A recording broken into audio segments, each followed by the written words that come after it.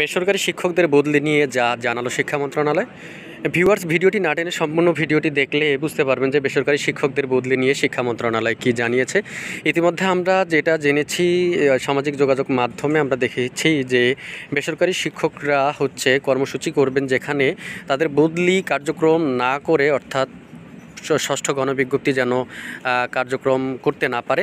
তো আজকের ভিডিও থেকে আমরা জানতে পারবো যে বেসরকারি শিক্ষকদের বদলি নিয়ে আসলে মূলত কী জানিয়েছে, সেটা কি ষষ্ঠ গণবিজ্ঞপ্তির আগে সম্ভব হবে কি না সেই সম্পর্কে আজকের ভিডিও থেকে জানতে পারবেন। চলুন আমরা মূল ভিডিওতে চলে যাই, যেখানে বেসরকারি শিক্ষকদের নীতিমালা অনুযায়ী বদলি প্রক্রিয়া চালু করা হবে। বিষয়টি নিয়ে কাজ চলছে। আশা করছি চলতি বছর থেকে শিক্ষকদের বদলি ব্যবস্থা কার্যকর করা সম্ভব হবে। অর্থাৎ চলতি বছরেই কিন্তু শিক্ষকদের যে বদলি নীতিমালা সেটি কার্যকর হবে। রোববার 27 এপ্রিল বিকেলে দ্য ডেইলি ক্যাম্পাসের সঙ্গে আলাপকালে এসব কথা জানান শিক্ষা মন্ত্রণালয়ের মাধ্যমিক ও উচ্চশিক্ষা বিভাগের অতিরিক্ত সচিব মোহাম্মদ মিজানুর রহমান। শিক্ষা মন্ত্রণালয়ে এক কর্মকর্তা জানান, এমপিও নীতিমালায় বলা হয়েছে সেপ্টেম্বরের মধ্যে বেসরকারি শিক্ষক নিবন্ধন ও প্রত্যয়ন কর্তৃপক্ষ এনটিআরসি এর শূন্যপদের তালিকা প্রকাশ করবে। এরপর অক্টোবরে বদলি বিজ্ঞপ্তি এবং অনলাইনে আবেদন সম্পন্ন হবে। অর্থাৎ অক্টোবরে কিন্তু বদলি বিজ্ঞপ্তি হবে এবং অনলাইনে আবেদন সম্পন্ন হবে। নভেম্বরের মধ্যে বদলি প্রক্রিয়া সম্পন্ন করা হবে। আমরা সেটি বাস্তবায়নে কাজ করে যাচ্ছি। আশা করছি যেভাবে বলা আছে সেভাবেই বদলি নীতিমালা কার্যকর করা সম্ভব হবে। অর্থাৎ বেসরকারি শিক্ষক যারা আছেন আপনাদেরকে বলেছে যে আপনাদের বদলি নীতিমালার যে কথা সেটা কিন্তু যথেষ্ট আন্তরিকতার সাথে তারা করবেন। হয়তো সেটা যেই তারিখের কথা বলা হয়েছে আপনারা দেখেছেন এখানে, যে সেটাই বলছে যে অক্টোবরে বদলি বিজ্ঞপ্তি এবং অনলাইনে আবেদন সম্পন্ন হবে, নভেম্বরের মধ্যে বদলি প্রক্রিয়া সম্পন্ন করা হবে। সেটি নিয়ে বাস্তবায়নের জন্য কাজ করছে। তবে আশা করে যে সেভাবেই বদলি নীতিমালা কার্যকর করা সম্ভব হবে, অর্থাৎ যে টাইম বলা হয়েছে সেই টাইমের মধ্যে। এর আগে গত বছরের 19 ডিসেম্বর এমপিওভুক্ত শিক্ষকদের বদলি নীতিমালা জারি করে শিক্ষা মন্ত্রণালয়। জারি করা নীতিমালায় বদলির সাধারণ শর্তে বলা হয়েছে, এনটিআরসি এর প্রতিষ্ঠানভিত্তিক শূন্যপদের চাহিদা বা বিবরণ 15 সেপ্টেম্বরের মধ্যে অনলাইনে প্রকাশ করবে। প্রকাশিত শূন্যপদের বিপরীতে মাধ্যমিক ও উচ্চশিক্ষা অধিদপ্তর বদলি আবেদন আহ্বান করবে। সমপদে পদ শূন্য থাকা সাপেক্ষ বদলির জন্য 1 থেকে 30 অক্টোবরের মধ্যে অনলাইনে আবেদন করতে পারবে।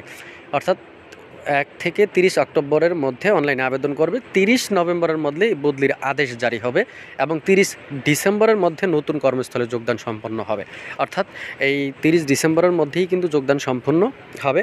আবেদনকারী শিক্ষক তার চাকরি আবেদনে উল্লেখ করা নিজ জেলায় বদলির জন্য আবেদন করবেন।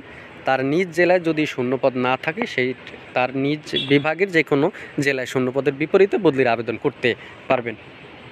শর্তের মধ্যে কিন্তু আরও যা রয়েছে সেগুলো যোগদানের পর চাকরির 2 বছর পূর্ণ হলে বদলির আবেদন করার জন্য যোগ্য হবেন। বদলি হয়ে নতুন কর্মস্থলে যোগদানের পর ন্যূনতম 2 বছর কর্মে নিয়োজিত থাকার পর পরবর্তী বদলির জন্য আবেদন করতে পারবেন।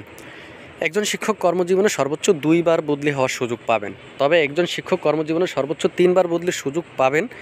একটি শূন্যপদের জন্য এখানে কি বলল, যে একজন শিক্ষক কর্মজীবনে সর্বোচ্চ 2 বার বদলি হওয়ার সুযোগ পাবেন। তবে একজন শিক্ষিকা, এখানে শিক্ষিকার কথা বলছেন, কর্মজীবনে সর্বোচ্চ 3 বার বদলির সুযোগ পাবেন।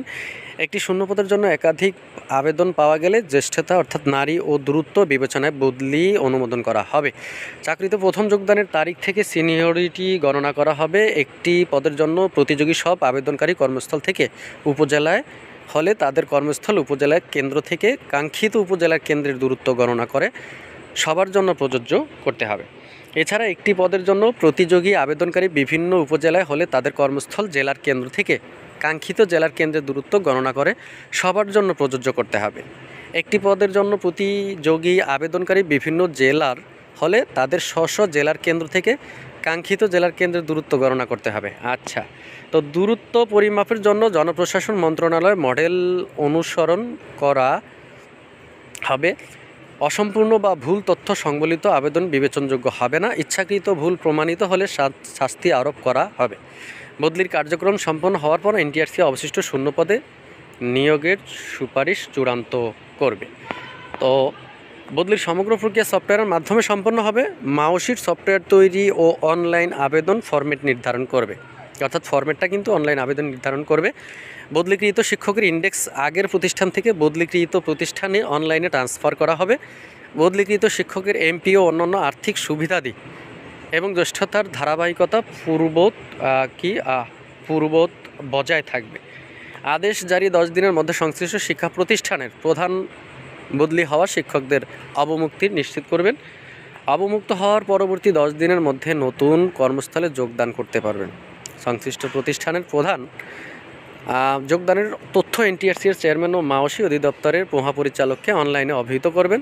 অবমুক্তি হতে যোগদান পর্যন্ত দিবসগুলোর কর্মস্থল হিসেবে গণ্য হবে। তো ভিউয়ার্স, মূল কথা যেটা সেটা হচ্ছে যে এমপিওভুক্ত শিক্ষক যারা আছেন আপনাদের সেই সময় অর্থাৎ যে নীতিমালা যে জারির যেই তারিখ ছিল প্রজ্ঞাপনে যেটা বলেছে সেই অনুযায়ী কিন্তু আপনাদের এই বদলি কার্যক্রম হবে। সেক্ষেত্রে কোনো সন্দেহ নেই, আমরা আশা করি এবং সেটা যেন সেই সময় অনুযায়ী হয়।